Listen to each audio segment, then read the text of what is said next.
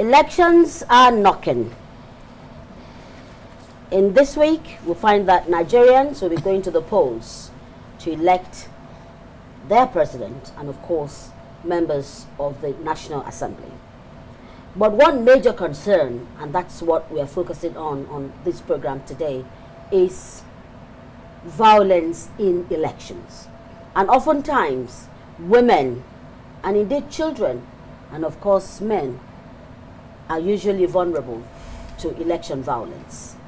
But today, we have women around here on a round table in this special edition of Bridges to speak to the factors responsible for violence and how best we can contain and curb it, so that as we look forward to this year's general elections, it will be without rancor, it will be free, it will be fair, and of course, in an environment that is conducive for the elections to hold. Women are crying out. Nigerian women, in the last couple of weeks, have taken to the streets in Nigeria to say no to violence, particularly during the elections. Nigerian women, as represented here today, will discuss some of the factors that can start up a violence and how best to mitigate it. In fact, not start it at all. Welcome all to Bridges, to this special edition that is titled Election Violence in 2019, a no for Nigerian women, and indeed, I'm sure for Nigerian men as well. To kick off the discussion, to my immediate right is Muflat, who is we call her our chief at heading the Women Trust Fund, and who has been very, very involved in pre-election and of course during election and also post-election, as it were. Muflat, you are welcome for the first time on Bridges. Thank you very much. I do hope we'll be able to build a bridge of peace going forward. And next is our, well, Nigerian women have celebrated NF for such a long time. We'll describe her as a woman activist, we describe her as a feminist, but more than anything else, she's tried now to go into politics. We're still hoping that all will be well and you can contest. Yeah. So Ene, you're welcome on Bridges. Thank you. Now we have the umpire here from INEC. She's generally known as Mama Gender. Yeah. But so Blessing, you are also welcome on Bridges today, and I'm sure she'll be giving us the perspective of what INEC has put in place to ensure that we have a free, fair and violence-free election. You're welcome on Bridges. Thanks for having me. We have also from the Society of Media and Public Health, and of course a public commentator, Folu Duke. Folu, you're welcome on Bridges, and thanks for coming on this time.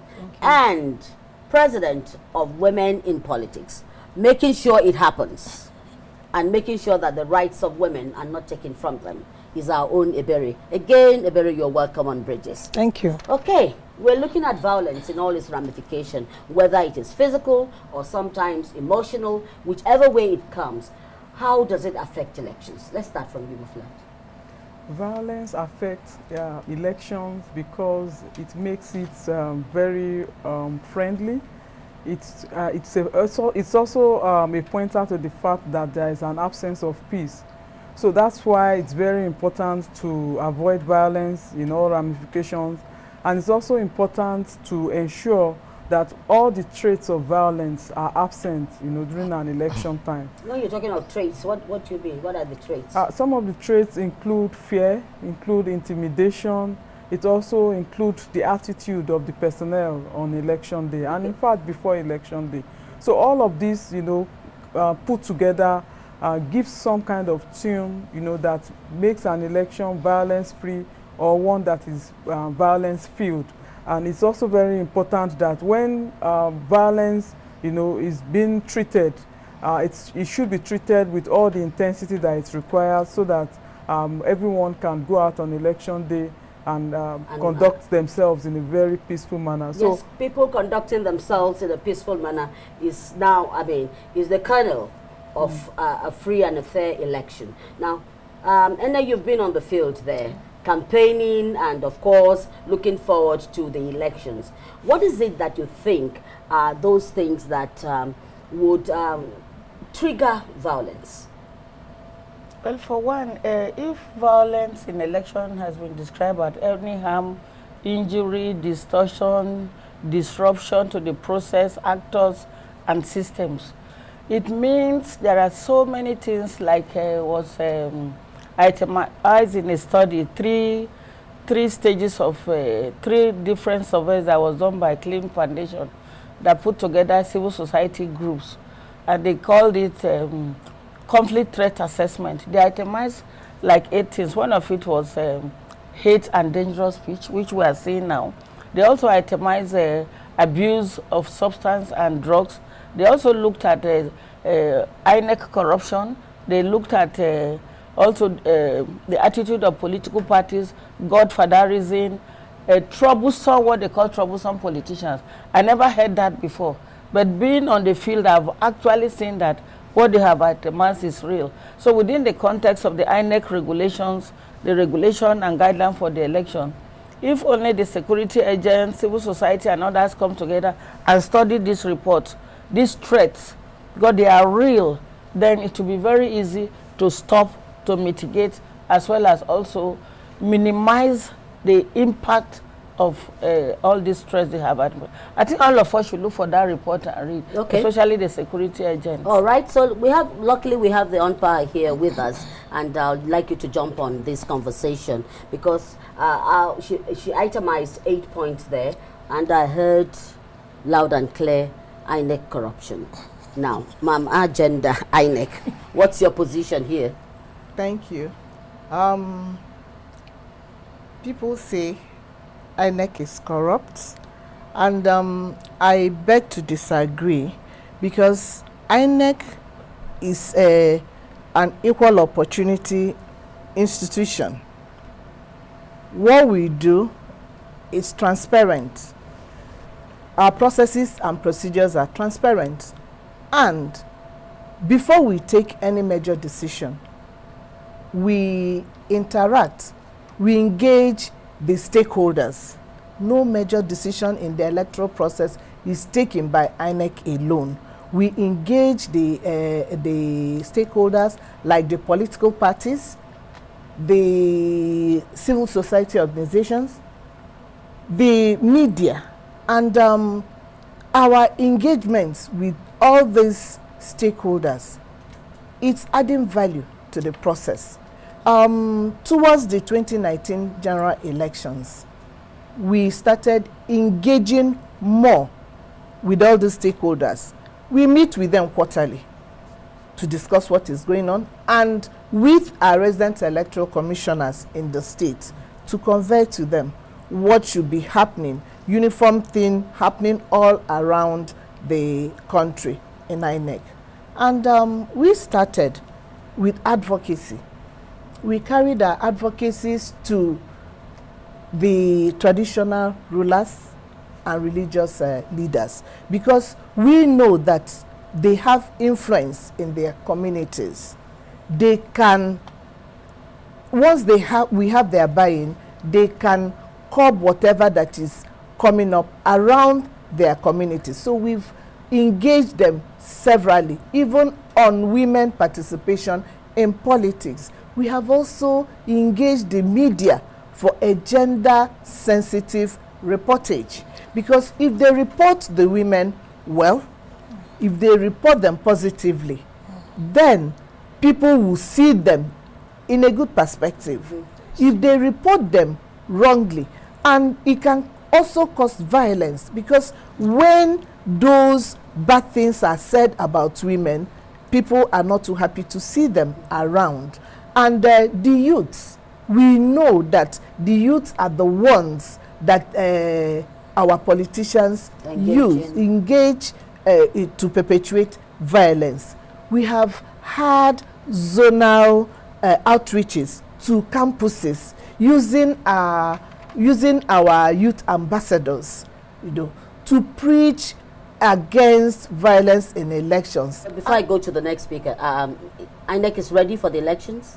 We are prepared for these elections. We are prepared to conduct free, fair, credible elections. We have also engaged the security operatives on what they should be doing. And we believe that with their own conduct on election day, we should have peaceful elections. Okay, we look forward to a peaceful election. But some women are very weary. I mean, they've spoken to you. I'm talking now to Folu about their concerns, you know, when we speak to violence particularly during elections. Now, what are the thoughts of these women, and why do you think they're so, I mean, anxiety is building up in them? I think anxiety is building up because a few of them who we interacted with during the Ekiti elections spoke of being intimidated even on the polling line. I don't know if INEC has taken care of that angle because it's a legitimate concern. People have come, they want to buy your card, they want to buy your vote, and then it's no longer a democracy. When people are going to strong arm you or there are a lot of gerrymandering happening and women are being pushed here and there, then it's no longer democracy. Like somebody says, it's a the demonstration of craze is what it is now because it is no longer democratic. When you don't have the mandate to choose who you want, and that's what the women are afraid of. They're afraid of. Because well, thank God our umpire here has spoken to the fact that they have engaged with the security organizations in a way that they will conduct themselves to make elections free and fair. Now, let's go into politics. I mean, we have our sister in the house who at least leads the women political should I say club. Now, Ebere, seriously, is it a concern talking to violence, you know, particularly during elections? Yes, it is. Let's take the primaries. Most times, the candidates that people will really want to, you know, have as their candidate will not get the ticket. So violence starts from there. Their supporters will revolt. The internal party democracy that is lacking is also a problem because they choose from maybe the highest bidders, and those people may not be the people's choice. Then you move away from the primaries and then come to the proper politicking. I'll use Kogi State now as an example. We have a woman contesting an election in Kogi State. From the first time she indicated interest, it's been one attack, you know, just repeatedly. Last time I had a discussion with her, her youth leader was murdered. Yes, her youth leader was murdered. What they do now is to arrest her supporters. It's not just that they're arresting her supporters, it's not just the physical assault. A very interesting thing happened. Somebody representing the government was on air and used terrible, you know, languages to address that woman, to introduce her. Just like Blessing said, that when the media don't report women very well, then the society will key in there. Okay, so it's very wrong for somebody to even use the social media to call her names, to call out her children, identifying her as a single mother. These are the things we are saying in politics, that women should be seen as people with character and integrity. They shouldn't be seen as objects that can be thrown away at any time. So perception Yes. Perception is winding up, you know, anger Exactly. in people, and that might bring about violence. Now, Reflect Women Trust Fund.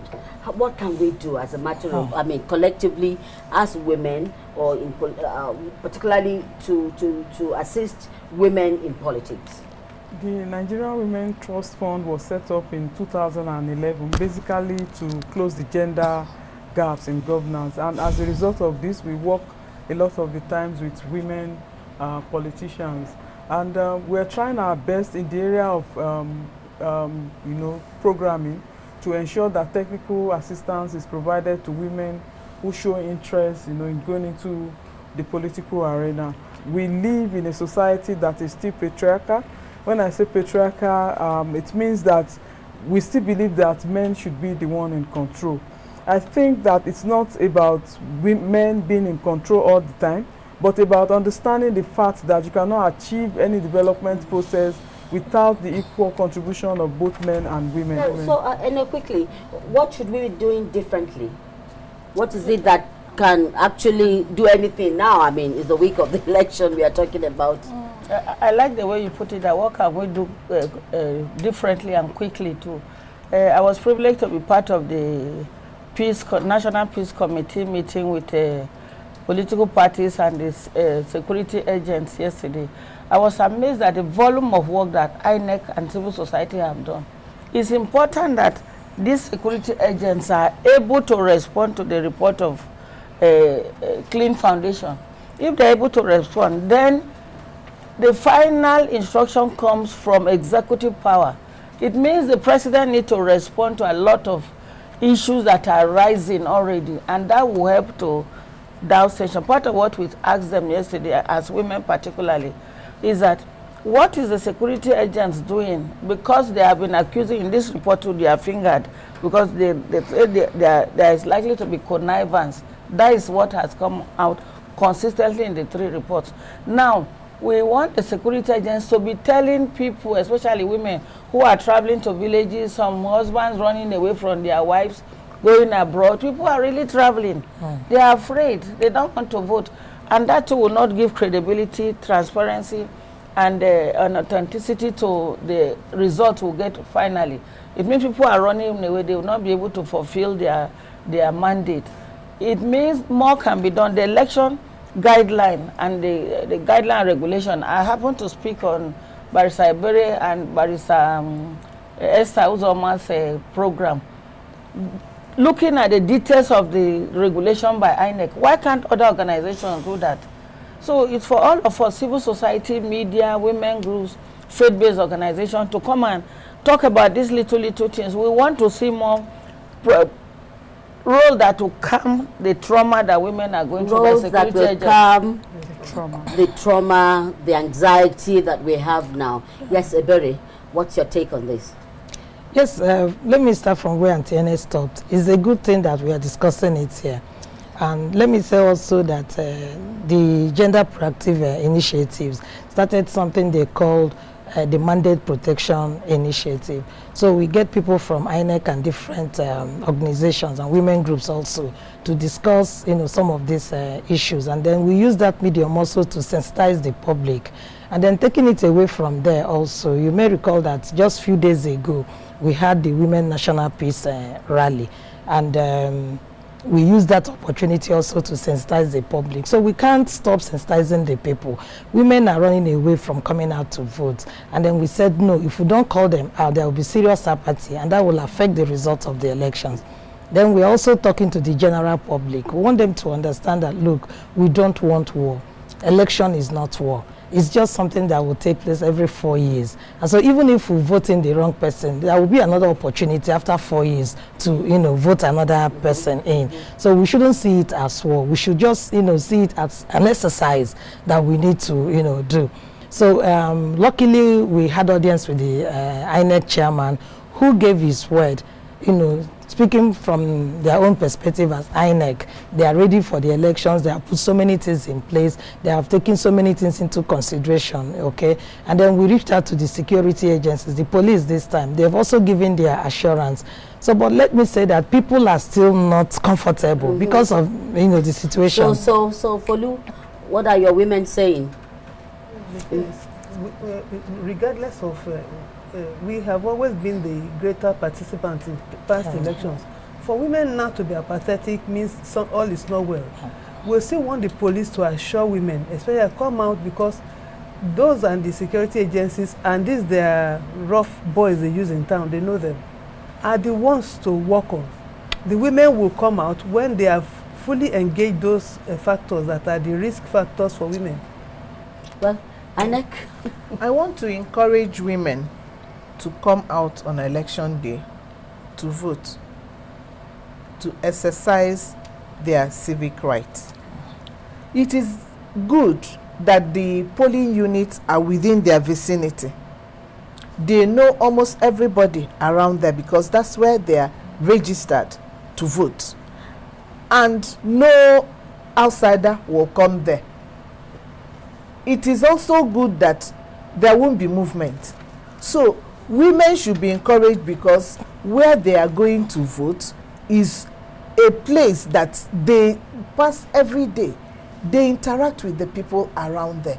And recently, we have been engaging different stratas of women. I believe and I know that we are very prepared.